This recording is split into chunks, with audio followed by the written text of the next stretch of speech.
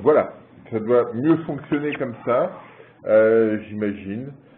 Donc, on va tester, hein. On a quelques petits soucis aujourd'hui. Habituellement, ça marche plutôt bien. Donc, on va évoquer la problématique du Japon. Je reprends ce que je disais de façon muette, hein, puisque vous ne m'entendiez pas. Cette problématique japonaise est importante du fait de l'impact que ça a pu avoir ces 3 derniers jours sur les marchés obligataires européens et notamment français. Hein, les investisseurs japonais, les compagnies d'assurance, les banques sont en début d'année fiscale et donc il y a potentiellement une réallocation de ressources qui est en route. Et cette situation a un impact fort. On verra ça tout à l'heure plus en détail. Alors, n'hésitez pas à poser des questions si vous le souhaitez, à intervenir, parce que comme on a eu des petits problèmes techniques, si vous avez le moindre souci, n'hésitez pas à nous le faire remonter. Et puis donc, n'hésitez pas, si vous avez des questions, à revenir dessus, parce que à les évoquer, parce que ça peut être, on peut y répondre directement. Alors, avant de parler du Japon, sur lequel on va passer un bon moment quand même, revenons sur les données qui ont été publiées au cours de la semaine. Premier point sur les données américaines avec cet indicateur ISM Global. La problématique qui est posée aujourd'hui aux États-Unis est simple. Elle est de savoir si l'économie américaine est dans une situation d'inflexion, comme ça avait été observé, on le verra tout à l'heure, plus en détail sur l'emploi. Est-ce qu'on est dans une situation telle que celle qui avait été observée en 2011 et 2012, c'est-à-dire un printemps plutôt mou, sur une dynamique assez modeste? C'est une vraie question qui est posée aujourd'hui, et l'inflexion qu'on constate sur l'ISM global peut aller dans ce sens-là. En d'autres termes, l'économie américaine ne donne pas le sentiment d'une économie susceptible d'accélérer très brutalement, très fortement. Et on va le voir sur les données d'emploi. Sur les données d'emploi, mais on le voit ici déjà sur l'indicateur ISM global. On n'a pas d'accélération, vous voyez, comme on le voyait en 2003-2004, dans les phases où l'économie prenait de l'assurance, prenait de la dynamique. On avait des indicateurs, l'indicateur ISM qui passait très au-delà de 55. C'est pas le cas. Il n'arrive pas à sauter le pas et à s'y maintenir. Donc là, il y a une interrogation auquel on doit être attentif. L'autre point, c'est l'emploi. Vous avez ici la comparaison 2011, 2012, 2013 de l'évolution mensuelle de l'emploi en milliers. Et vous voyez que les chiffres de mai, juin, juillet sont pas très forts, hein, entre parfois 200 000, mais c'est généralement compris entre 100 et 150 000 sur la période. C'est pas très fort. Et donc la question à laquelle on est confronté, c'est est-ce qu'on est à nouveau dans cette configuration? Les données qu'on a eues sur le mois de mars, reflétant le mois de mars, vont un peu dans ce sens-là, des enquêtes, l'emploi. Donc on va être très attentif à ces questions. Alors pourquoi c'est important? Eh bien parce que ces dernières semaines, et on va le voir, je crois que c'est demain soir avec la publication des minutes de la Fed, il y a des discussions sur le fait de savoir si la Fed doit continuer ou pas sa politique monétaire. Est-ce qu'elle doit maintenir le quantitative easing ou pas? Si on rentre dans une logique de croissance faible, ça ne jouera pas. Et donc, voilà, c'est en cela que ça va être important. Est-ce que si on revient sur 100, 150 000 autour de 150 000 créations d'emplois par mois, ces questions sur la politique monétaire, ces questions sur les taux d'intérêt vont être écartées, vont être repoussées, et c'est ça l'enjeu des prochaines semaines aux États-Unis. Donc voilà, c'est en ce sens-là que les chiffres en ce moment sont importants, et de voir si effectivement on rentre dans un soft patch, quelque chose d'un peu moins vigoureux ou pas. Et pour l'instant, les éléments dont on dispose vont dans ce sens-là. Alors, si on regarde dans le détail l'évolution de l'emploi, vous avez ici l'évolution par grand poste, les gouvernements qui pénalisent tout le temps, depuis bien longtemps maintenant, l'évolution de l'emploi. Cette situation va être accentuée au cours des prochains mois via les mesures de séquestration, puisque ça va se traduire par des réductions d'emplois au niveau fédéral, et ça aura forcément une incidence sur l'évolution de l'emploi. On constate là que dans le secteur des services, c'est le bâtonnet bleu, la dynamique d'emploi est beaucoup plus faible, ainsi que dans celle de l'industrie. On a eu un mouvement assez homogène là-dessus. Et si on regarde dans le secteur de la production de biens, donc qui reflète la construction, les mines et le secteur manufacturier, eh bien, on a ici, en cohérence avec ce qu'on observait sur l'emploi dans le secteur manufacturier, dans l'enquête ISM, on a quelque chose de négatif. On s'essouffle un peu. Sur la construction aussi, les chiffres ne sont pas très robustes, bien moins importants que ce qu'on avait observé au cours des 5 derniers mois. Donc ça, c'est une interrogation. Alors, pour l'instant, on ne tire pas de conclusion définitive, mais soyons attentifs à ce changement. En face de cette situation, on se souvient que dans le NAHB, l'indicateur de construction des constructeurs de maisons, au mois de mars, était un peu infléchi. Est-ce qu'il y a une cohérence? Est-ce qu'on peut prolonger ces dynamiques-là? Ça va être un enjeu sur avril et mai. Soyons attentifs à ces questions. Et si on regarde l'indicateur, l'évolution, la décomposition par secteur dans les services, ce qui est intéressant, et le point sur lequel il faut être attentif, c'est le bâtonnet orange ici, et puis le bâtonnet bleu. Orange reflète la distribution, l'emploi dans la distribution. Alors, est-ce que c'est simplement un phénomène temporaire? Est-ce que c'est quelque chose de particulier? Ou est-ce que ça reflète, là aussi une interrogation, le fait que eh bien, les ménages ont vu leurs revenus diminuer avec la hausse des charges, qu'on a souvent évoqué ici. Est-ce que ce n'est pas un premier ajustement qui s'opère parce que la demande est un peu moins forte? C'est une question à laquelle il faudra être très attentif parce que là on touche la question de la demande adressée aux entreprises via le secteur de la distribution, et ça c'est quelque chose d'essentiel. Si on a une demande du consommateur qui est un peu moins vive, reflet de la demande un peu moins forte, reflet de la situation de revenus des ménages un peu moins forte, ça va être un aspect important pour la macroéconomie. Autre aspect sur les salaires, on est sur des niveaux qui restent faibles pour le salaire de référence. On était monté à 2% au mois de février, on revient à 1,8%. En d'autres termes, les indicateurs de tension, que ce soit les salaires, que ce soit l'emploi intérimaire, que ce soit les heures travaillées, aucun de ces indicateurs n'a montré de pression forte sur le mois de mars. Même l'intérim est à 20 000, ce qui est la moyenne observée depuis 1 an et demi. Donc il n'y a pas de mouvement haussier, on ne perçoit pas d'éléments qui permettraient d'imaginer que demain la situation sur le marché du travail américain va changer du tout au tout et être supportive, comme disent les Américains. Dernier point, et c'est probablement ça le plus préoccupant, c'est l'évolution du taux de participation aux États-Unis. Et vous avez ici le taux de participation, comme c'est marqué, c'est le nombre d'emplois plus les chômeurs, ceux qui cherchent un emploi effectivement, qui sont inscrits sur la population de plus de 16 ans.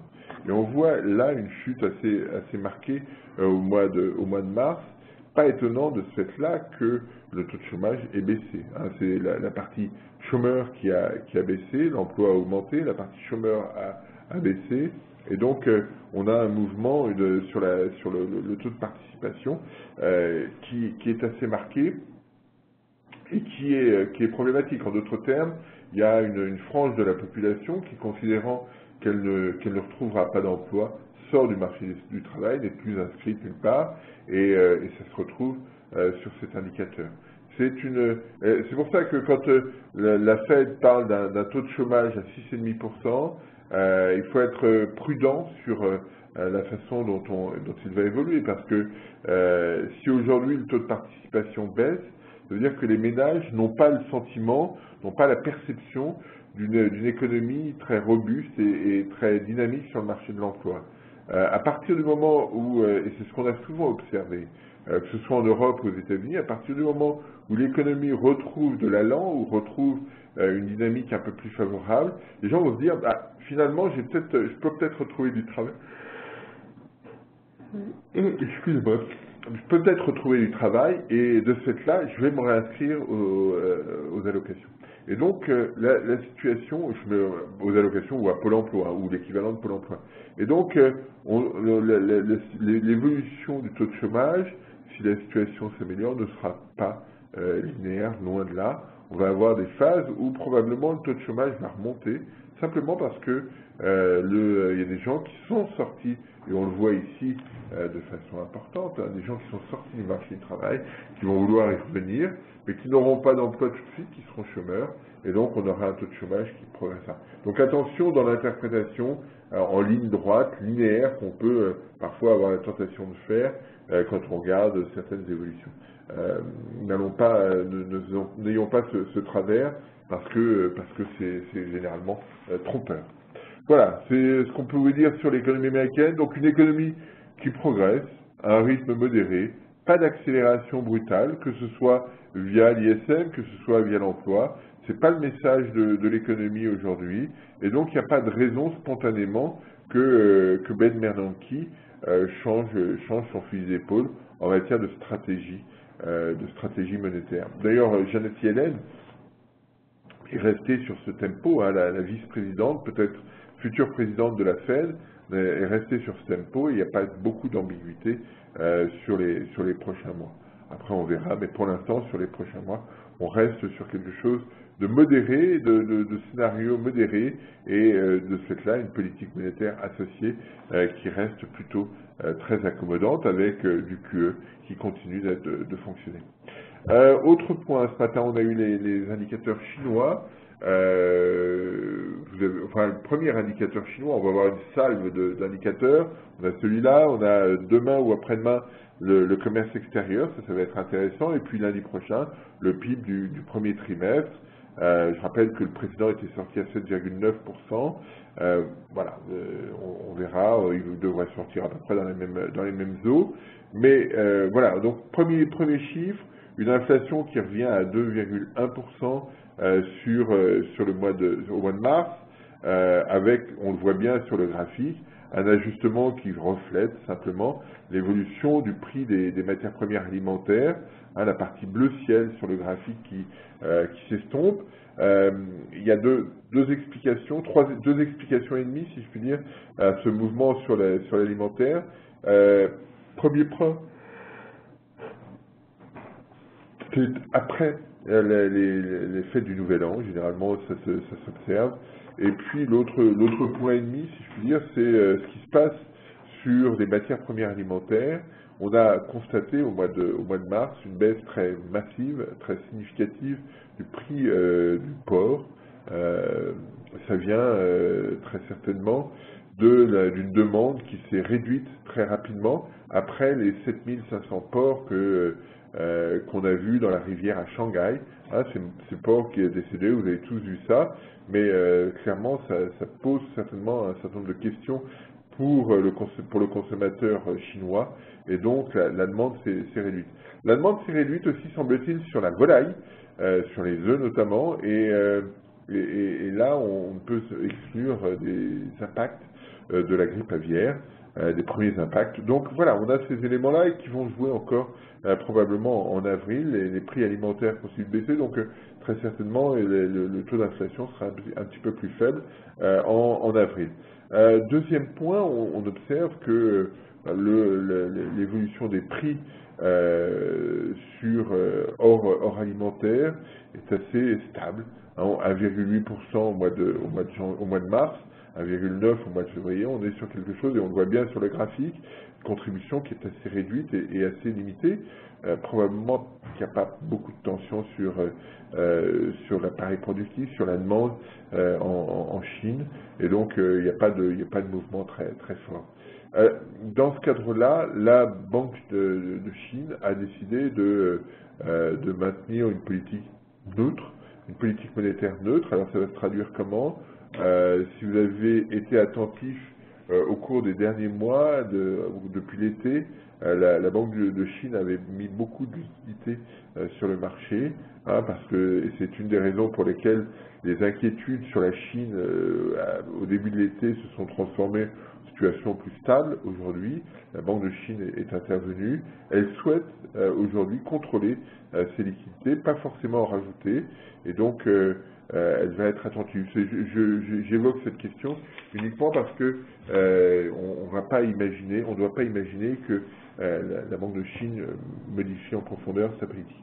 Je reviens juste sur les États-Unis, puisque Bernard a une question, Bernard de Toulouse.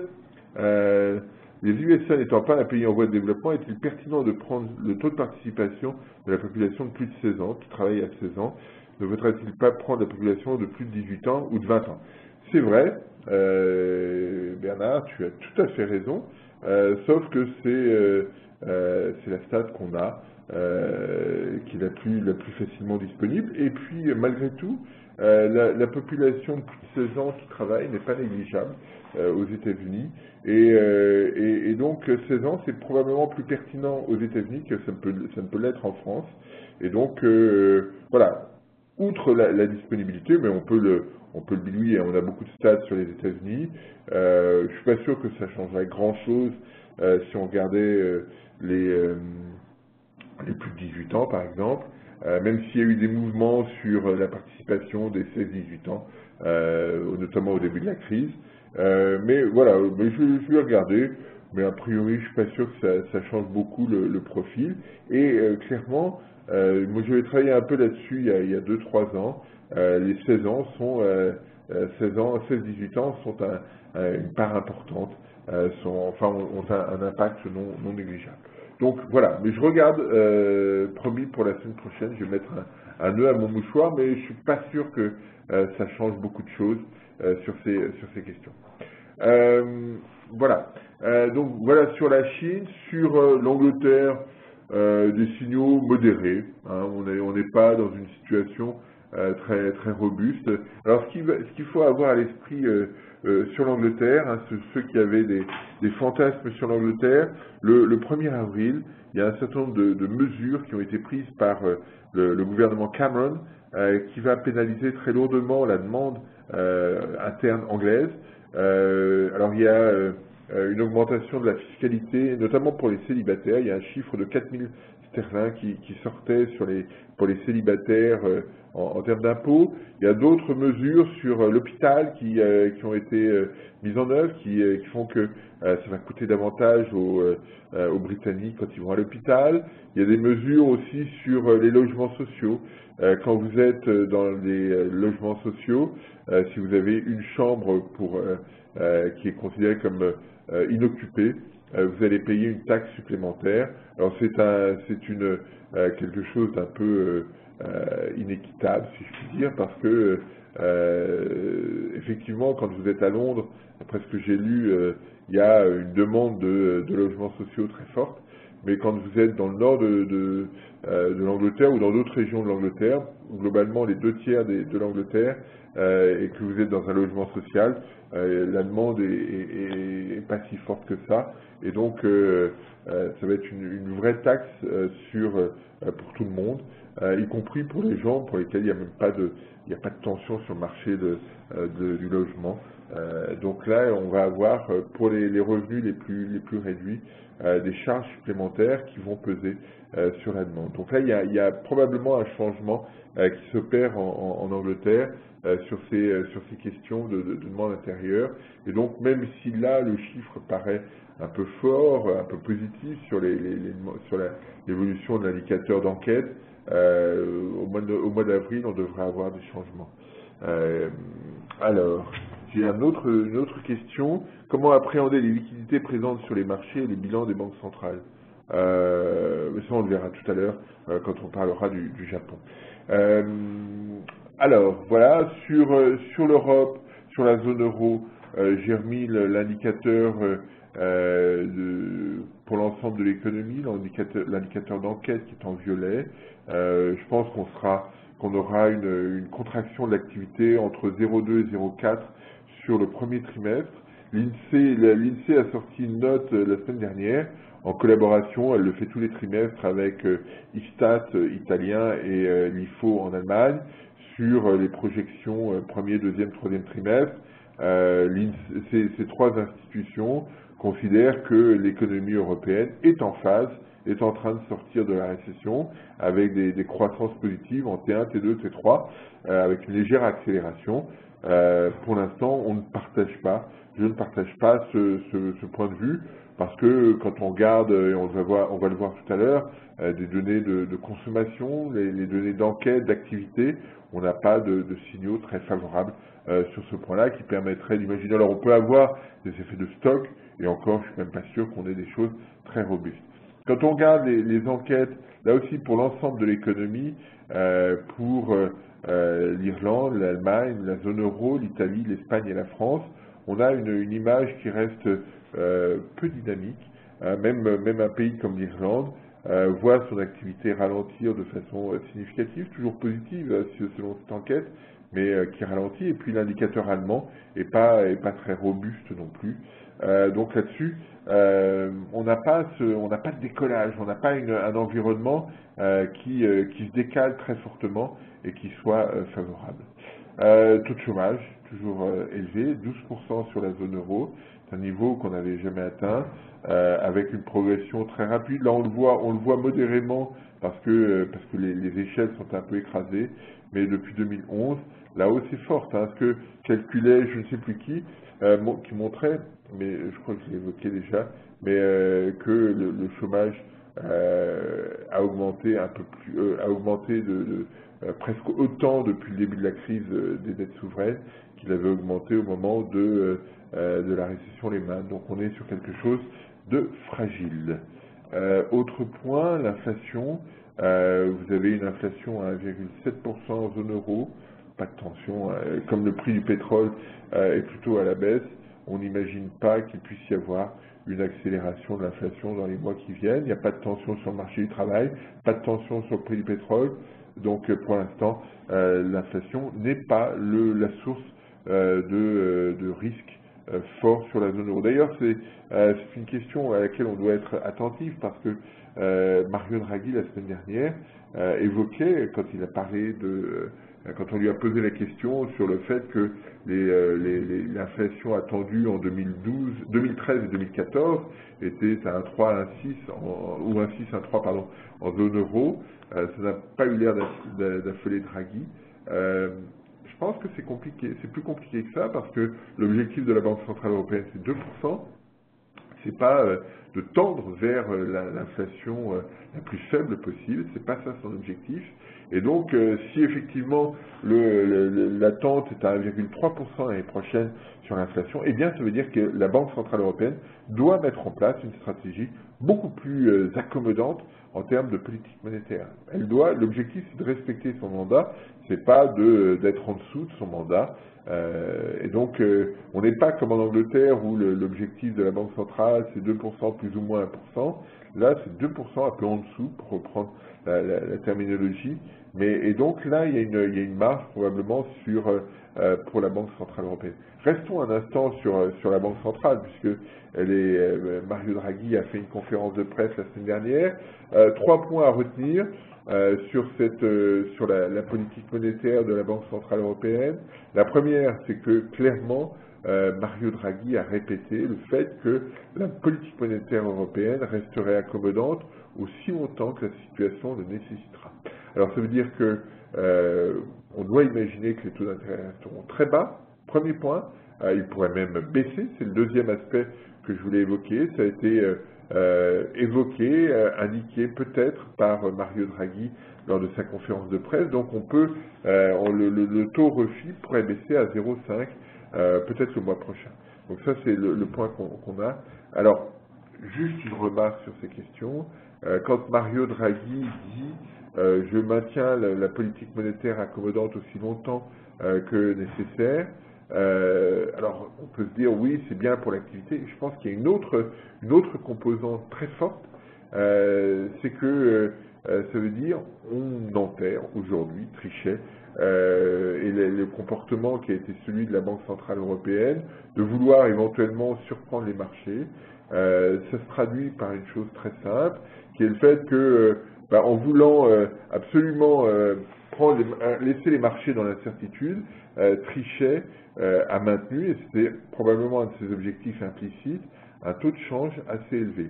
Là, ce que dit Mario Draghi, et ce sera encore plus marquant si effectivement on a une baisse des taux, il dit je resterai sur des taux très bas pendant très longtemps. L'objectif implicite qu'il y a derrière, c'est faisons baisser l'euro davantage.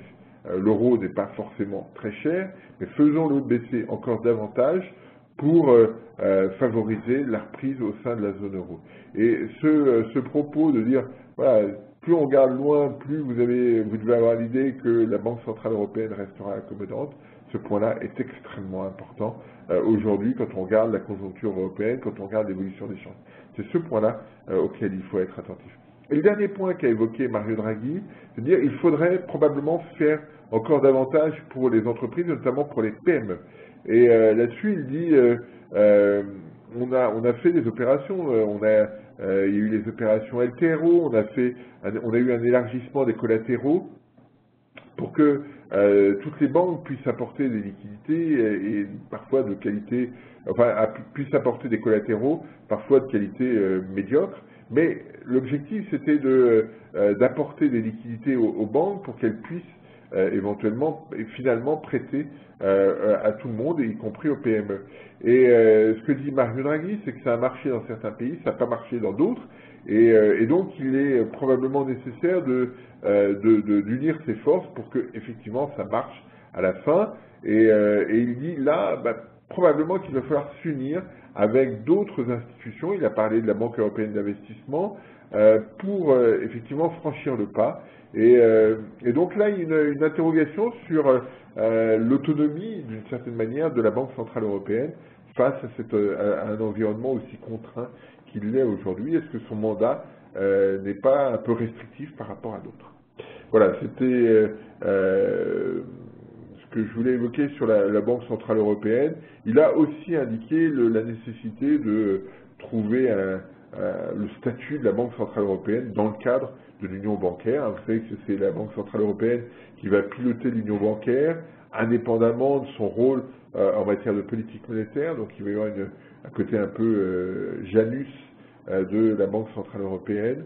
Mais il dit qu'il faut trouver des solutions pour que, effectivement, la Banque Centrale Européenne puisse piloter l'union bancaire le plus rapidement possible et réduire les incertitudes qu'il peut y avoir. Alors, je reviens sur la Chine parce que Bernard de Toulouse me pose une question. La Chine arrive visiblement très bien à gérer son développement économique. Pas d'inflation, une croissance toujours présente sur des niveaux élevés, une stabilité sociale quasi étonnante quand on connaît les disparités campagne-grande ville. S'agit-il d'un miracle? Par contre, on ne parle plus du risque sur l'immobilier. Alors, deux, trois remarques sur cette question de Bernard. Il n'y a pas effectivement d'inflation, la croissance est présente, 8%. La moyenne des 20 dernières années, c'est 10%. Donc on est plutôt en partie basse sur l'économie chinoise.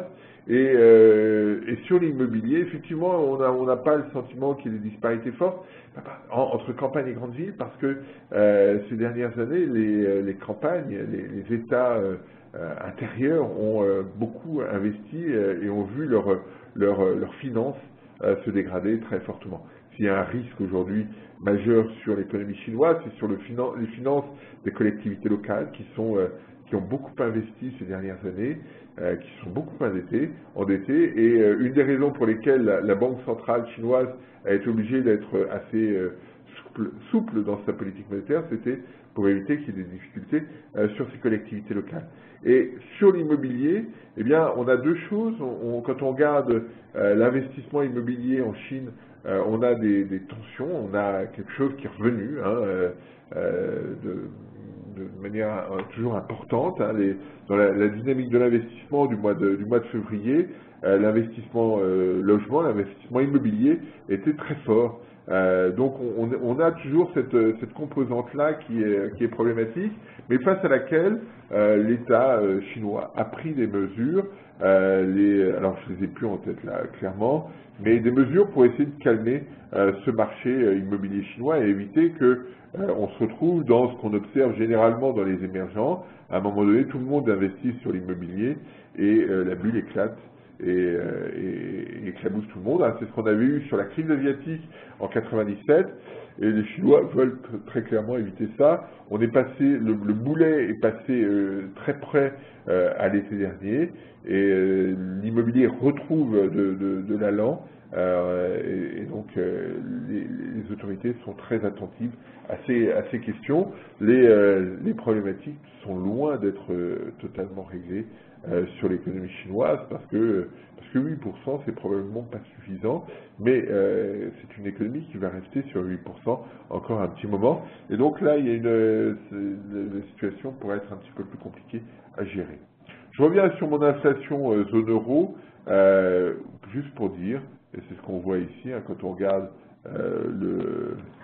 cet indicateur-là, c'est le pétrole qui baisse de façon significative, une contribution d'énergie qui s'effondre, et un prix du pétrole, si on regarde au 5 novembre, un prix du pétrole qui en euros est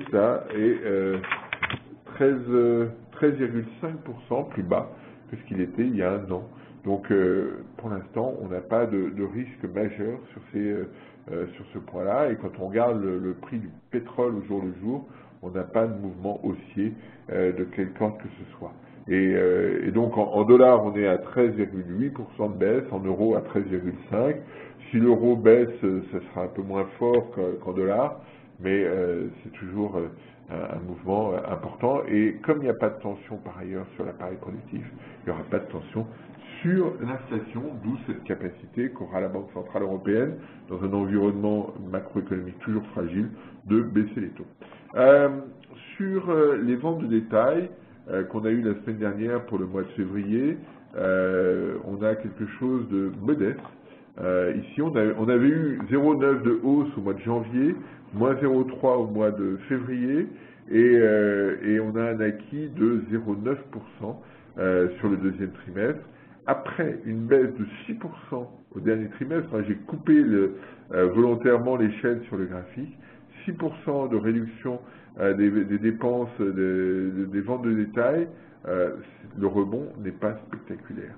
Et donc, on n'a pas de changement de tendance. Si on avait effectivement un changement de tendance, le rebond serait d'une ampleur bien supérieure à ce qu'on observe sur le graphique ici. Donc, ne rêvons pas, on reste sur quelque chose d'extrêmement limité en termes de dynamique de demande, et quand on regarde le détail par pays, on reste sur des choses très fragiles en Espagne, même si les choses se stabilisent, pareil au Portugal, mais en Espagne on est 30% plus bas qu'en 2007, la France s'effiloche. On le voit ici sur ce graphique, on l'avait évoqué avec la consommation la semaine dernière, et puis la situation allemande est peut-être la plus robuste en ce moment, mais globalement, il n'y a pas de quoi rêver. La Belgique est un petit peu forte, mais voilà, on est sur une dynamique interne zone euro très, très limitée, un momentum limité pour la zone euro. Quelques chiffres spécifiques sur l'Europe. Ici, j'ai mis la balance commerciale allemande. En cumul sur 12 mois, c'est l'air violet. La ligne rouge, c'est l'évolution par mois. Et donc, on est à un peu plus de 17 milliards d'excédents sur le mois de février en Allemagne. Voilà, c'est juste pour l'avoir en tête. Mais les exportations ne progressent pas aussi rapidement. Hein. Si vous avez cette situation, c'est que les importations sont fragiles. Et vous avez ici l'évolution sur 3 mois des exportations en volume. C'est la courbe violette. Et vous voyez que ça fait 3 mois qu'on est négatif sur ces évolutions. On n'est pas sur quelque chose de très robuste. Et l'inversion qu'on a constatée sur les commandes à l'exportation, la courbe bleue, bleu-vert, montre que probablement la situation ne va pas s'accélérer de façon brutale. Et dernier point sur l'Allemagne, l'évolution des commandes.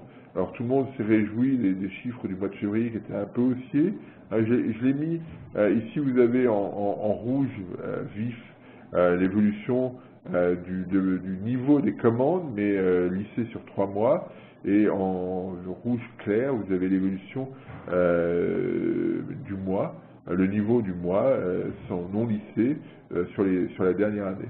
Et on voit effectivement qu'il y a un petit rebond, mais globalement, depuis début 2012, les commandes à l'exportation stagnent et globalement les commandes ne sont pas très dynamiques. Hein. Et c'est un bon indicateur d'une situation pas très robuste, même quand on intègre la production industrielle qui est sortie ce matin. Sur la France, j'ai repris le graphique habituel, des signaux qui sont très fragiles, et notamment avec des commandes qui font un peu frémir, parce que clairement, et si vous discutez avec les entreprises, moi j'en ai rencontré quelques-unes au mois de mars, le mois de mars a été particulièrement préoccupant, et on a ici une illustration de la fragilité dans laquelle on se situe. Et puis le dernier point que je voulais souligner, c'est ce graphe. Ah non, il y a le commerce extérieur qui est sorti ce matin. Donc vous avez ici l'évolution du solde global en violet, donc moins 6,1 milliards d'euros au mois de février, hein, comparé aux 17 milliards d'excédents en Allemagne. On est sur des rythmes, des situations différentes. Vous avez en bleu l'évolution du solde énergétique et en rouge l'évolution du solde hors énergie. Ce solde-là est intéressant et on peut le voir si on le cumule sur 12 mois, il est même excédentaire. Alors, est-ce que c'est bien, pas bien? Comment l'interpréter? Parce que souvent on nous dit oui, c'est bien, le solde hors énergie est positif. C'est bien, mais c'est très insuffisant. Pourquoi? Eh bien, parce que, je reviens là-dessus, les exportations n'ont qu'un seul objectif, c'est de permettre d'acheter ce qu'on ne produit pas. Et on ne produit pas les matières premières énergétiques, on ne produit pas un certain nombre de biens, et donc les exportations doivent compenser ces achats. Si vous ne le faites pas, vous avez un déficit de 3%, compris depuis 2008, entre 2 et 3% du PIB, et c'est énorme, c'est un prélèvement sur l'économie française qui coûte très cher. Et donc, pour l'instant, on a un manque de compétitivité très marqué sur les exportations, qui ne sont pas à un niveau suffisant pour permettre d'acheter tout ce qu'on veut. On continue d'acheter parce qu'on peut se permettre un déficit extérieur fort, 2-3%, c'est loin d'être négligeable, mais ce n'est pas une situation durable et il va falloir être très attentif à ces questions, d'où ces interrogations sur la capacité de l'économie française à être compétitive. Vous avez ici l'évolution des exportations françaises hors énergie. Vous voyez que depuis l'été 2012, ces exportations plafonnent. Hein, ça reflète aussi le fait que le commerce mondial n'est pas très dynamique. Et dernier point, ce graphique qui représente l'évolution de l'écart entre l'indice français dans l'enquête PMI Market et l'indice zone euro. Et vous voyez que on avait un écart qui était relativement stable. Hein, on était sur voilà, on était dans cette zone-là à peu près en moyenne. Et on fluctuait autour de ça. Ça veut dire que la France avait le comportement de la zone euro, ni jamais le plus dynamique, ni jamais le moins dynamique. Depuis plus d'un an maintenant, on a un écart significatif qui s'est inscrit. Et ça veut dire que l'économie française a du mal à réagir aux incitations extérieures. Il y a une vraie problématique qui est posée. Et c'est un des points sur lesquels on doit être attentif parce que globalement, on a une économie qui semble très incertaine, des comportements de consommateurs, d'entreprises qui semblent refléter une incertitude forte, et cet écart-là est extrêmement préoccupant aujourd'hui.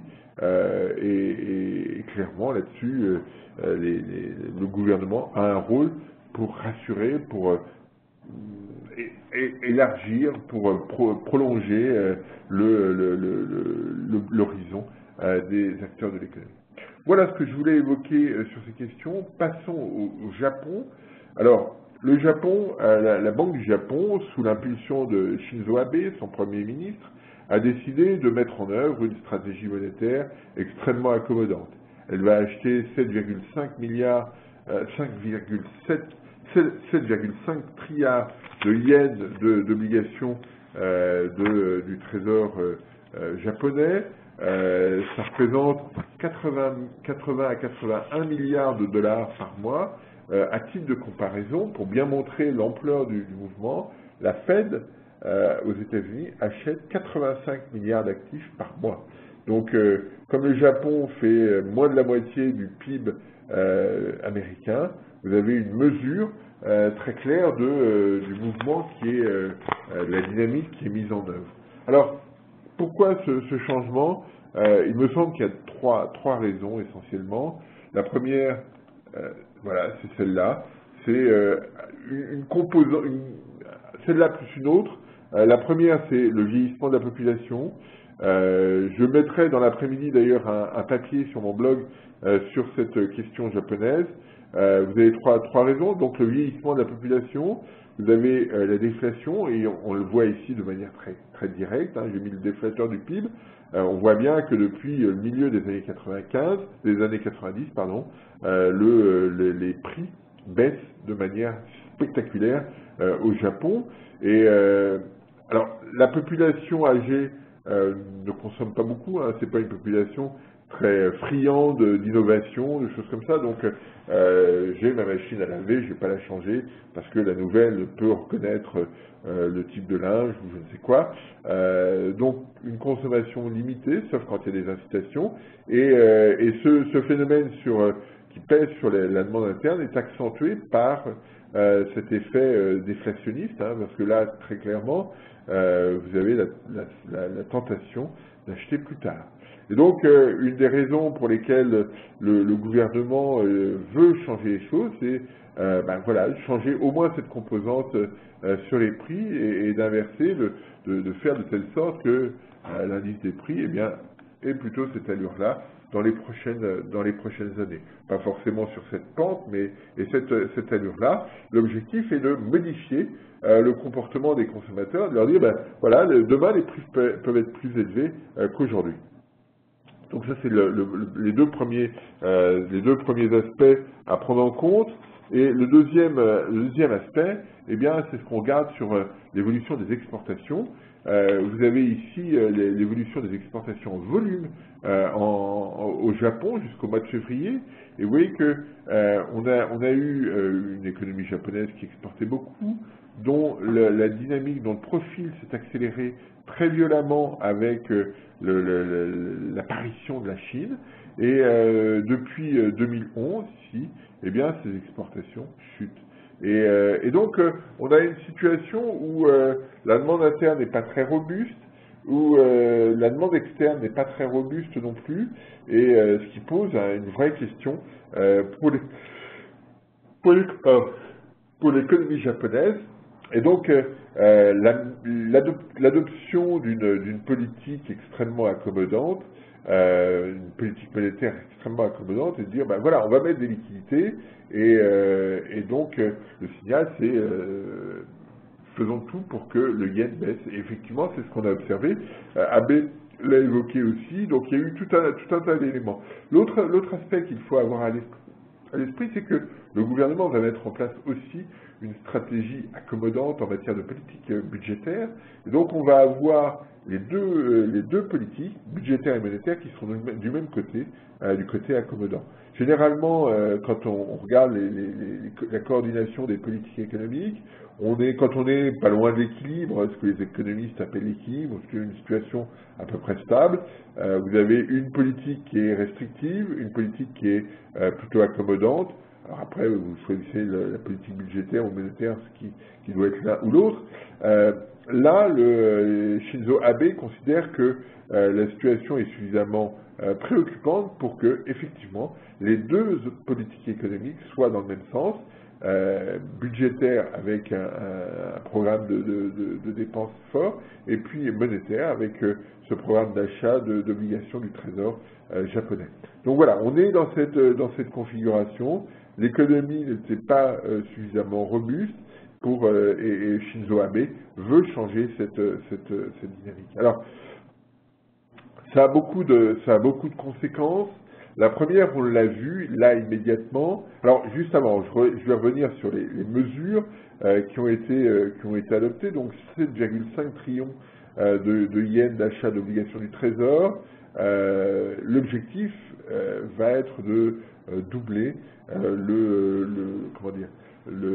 la base monétaire, de doubler aussi la taille du budget de la Banque centrale, du bilan de la Banque centrale japonaise.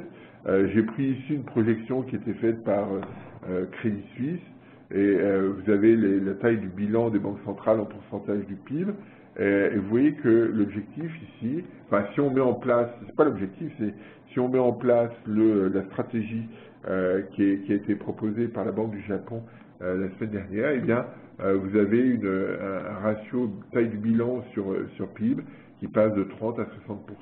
On a un mouvement extrêmement fort, alors que dans le même temps, ça sont les projections du Crédit Suisse, les tailles en Europe ou autres, ou aux États-Unis sont relativement stables. Ça se discute, on ne va pas regarder ça. Ce qui nous intéresse, hein, on va virer cette partie-là volontairement. Hop. On va faire comme ça. Parce que je ne veux pas que ce soit trompeur. Hop. Ici, on va mettre. Non, on ne peut pas mettre de couleur dedans. Je pensais qu'on pouvait mettre une couleur. Donc on va faire, hop, tout ça, on ne regarde pas, on va s'arrêter ici. Et c'est cette dimension qui va être importante, qui va créer des déséquilibres assez marqués, qui va créer des liquidités, qui va probablement créer une perturbation assez forte dans l'économie asiatique, parce que d'un seul coup, le Japon, qui a une taille imposante, hein, c'est un peu moins de 10% du PIB mondial, ce Japon va apporter des liquidités en excès et va modifier les rapports de force au sein de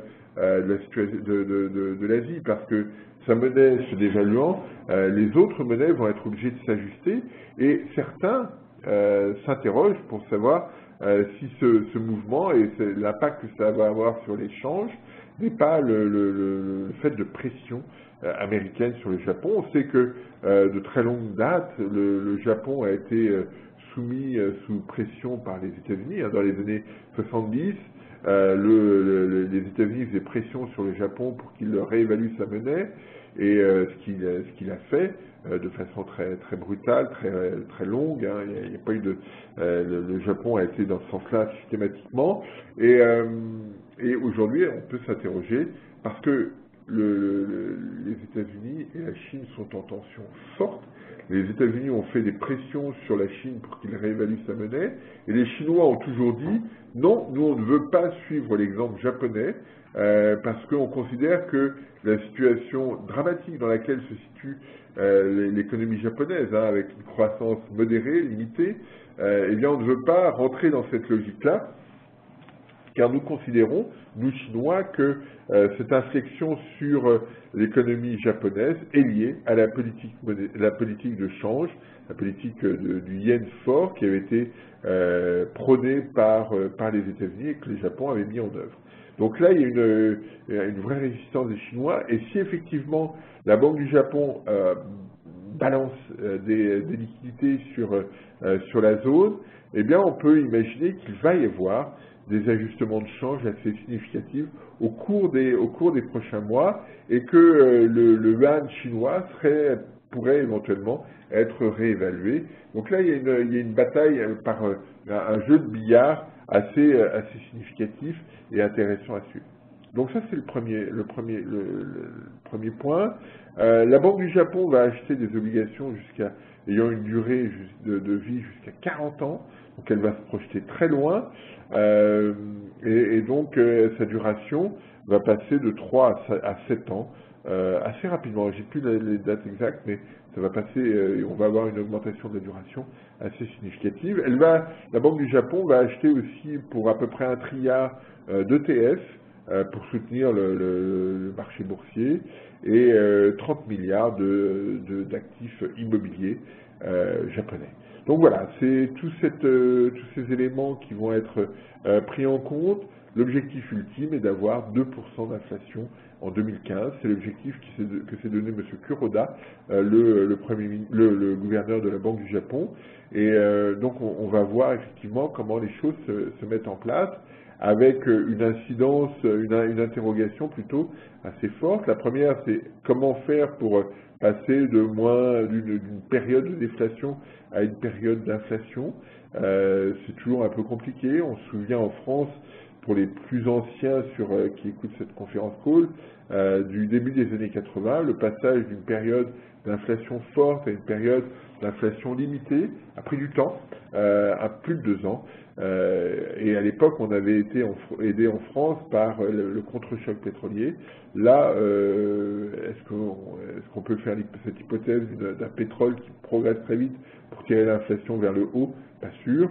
On ne la fera pas en tout cas spontanément. Et donc, ça prendra du temps et peut-être plus de 2 ans. Et l'autre question qui est posée, c'est effectivement, on a une augmentation aussi marquée du bilan de la Banque centrale japonaise. Est-ce qu'à un moment donné, cette situation va être totalement maîtrisable?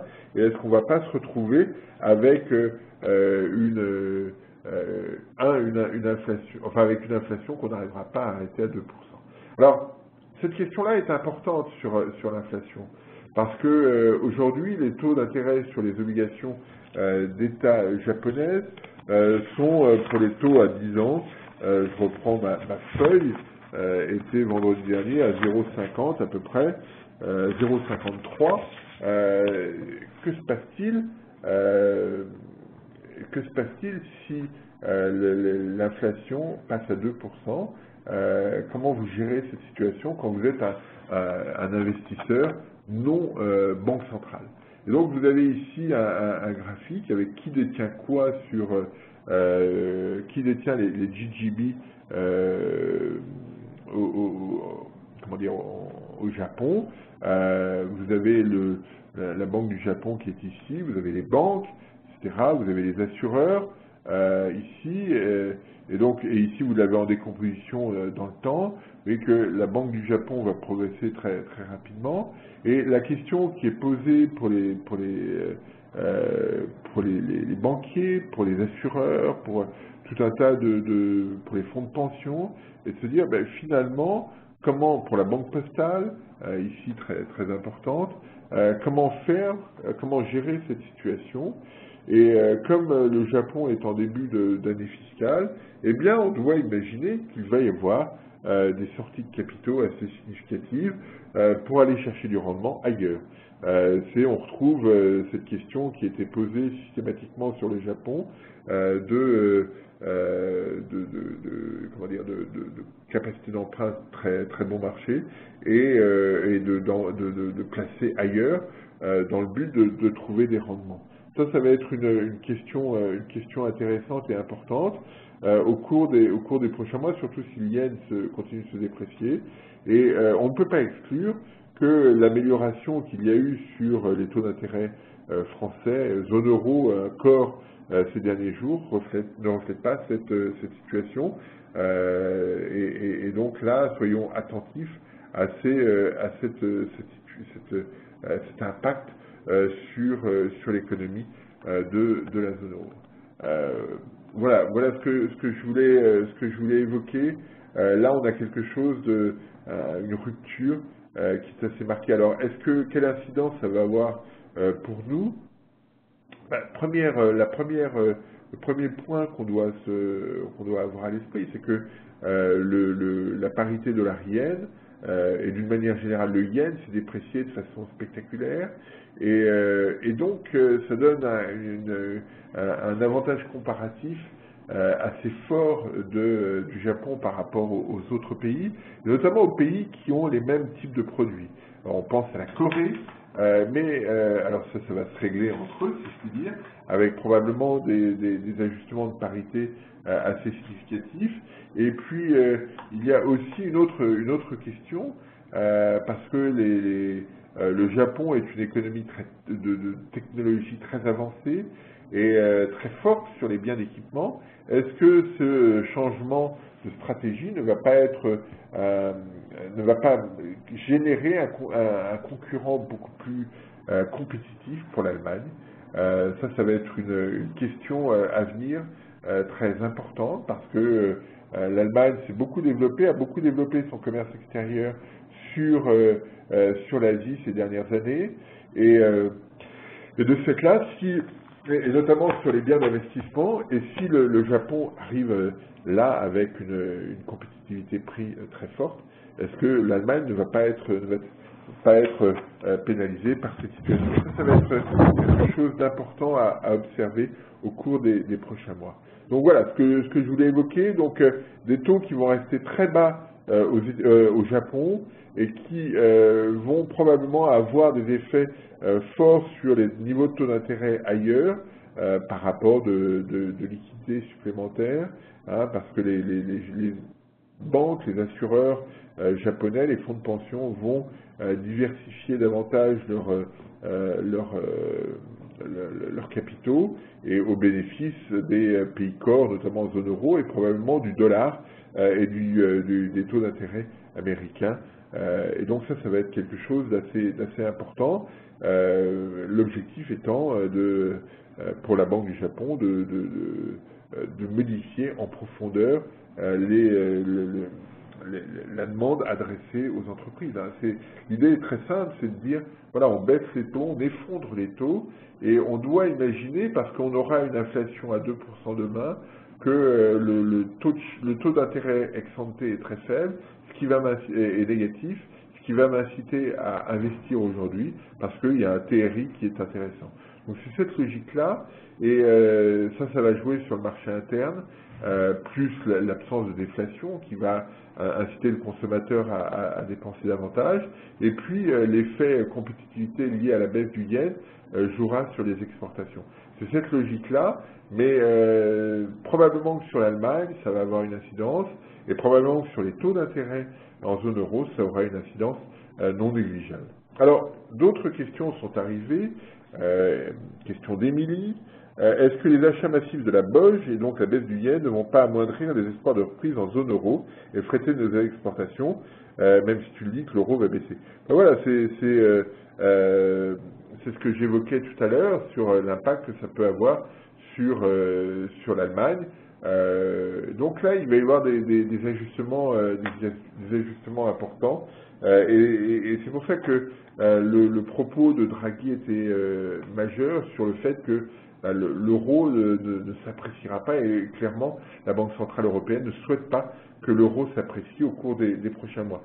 Mais on voit bien qu'on rentre dans une logique qui change de nature, c'est-à-dire que le commerce mondial ne progressant que très lentement, eh bien on rentre dans une logique d'affrontement sur les prix qui est un peu plus forte. On change de modèle de fonctionnement, et c'est quelque chose auquel il va falloir être très attentif dans les mois qui viennent.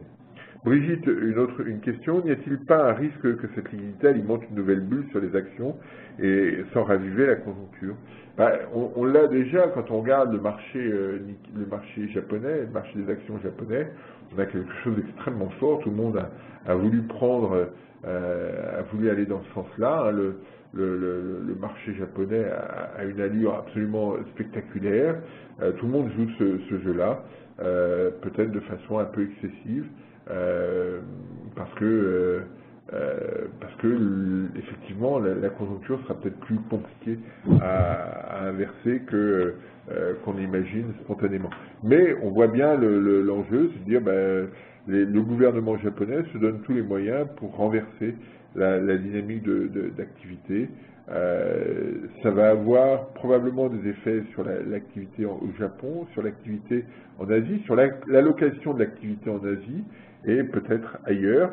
Et ailleurs, probablement un peu en termes d'activité, mais probablement aussi en termes financiers et des taux d'intérêt français à moins de 2%.